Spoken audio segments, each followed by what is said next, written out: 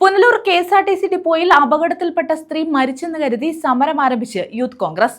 മരിച്ചിട്ടില്ല എന്ന അറിയിപ്പ് വന്നപ്പോൾ സമരത്തിന്റെ രൂപം മാറ്റി. ആഴ്ചയിൽ രണ്ട് മരണങ്ങൾ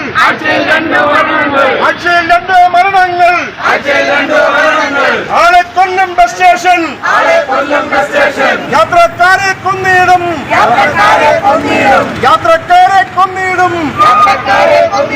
KSRTC ബസ് സ്റ്റേഷൻ. അപകടങ്ങൾ തുടർക്കഥയാകുന്ന പുനലൂർ KSRTC ഡിപ്പോ വിവിധ സംഘടനകളുടെ സമരകേന്ദ്രമാണ്.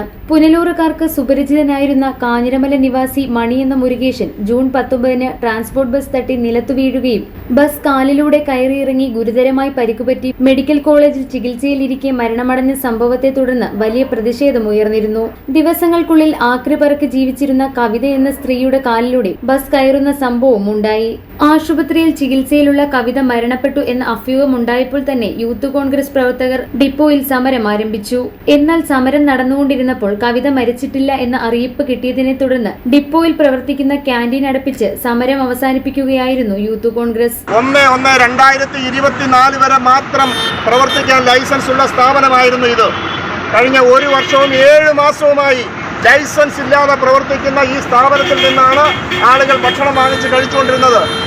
ഈ പട്ടണത്തിലെ പ്രധാനപ്പെട്ട ഒരു ക്യാന്റീൻ KSRTCയിലെ ഒരു യൂണിയൻ CIT യൂണിയന്റെ പേരിൽ ലൈസൻസ് കൊടുത്തിരിക്കുന്ന ഈ സ്ഥാപനം ജനുവരി മാസം നിങ്ങൾ നോക്കണം 1/1/2024 വരെ മാത്രം പ്രവർത്തിക്കാൻ അനുവാദം ഉണ്ടായിരുന്ന സ്ഥാപനമാണ്.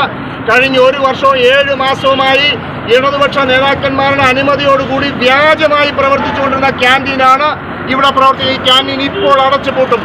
വിവിധ കാലങ്ങളിൽ കേരളത്തിലും പുനലൂർ നഗരസഭയിലും ഭരണരംഗത്തുള്ള സംഘടനകളും അവരുടെ യുവജന വിഭാഗങ്ങളും വലിയ പരിമിതികളുള്ള KSRTC ഡിപ്പോയിൽ അപകടങ്ങൾ ഉണ്ടാകുമ്പോൾ മുദ്രാവാക്യം വിളികളുമായി ഡിപ്പോയിലെത്തി കടമ നിർവഹിച്ച് കടന്നുപോകുമ്പോൾ ശാശ്വത പരിഹാരത്തിന് ആർക്കാണ് ഉത്തരവാദിത്തം എന്നറിയാതെ അന്തം വിട്ടു നിൽക്കുകയാണ് ജനങ്ങൾ.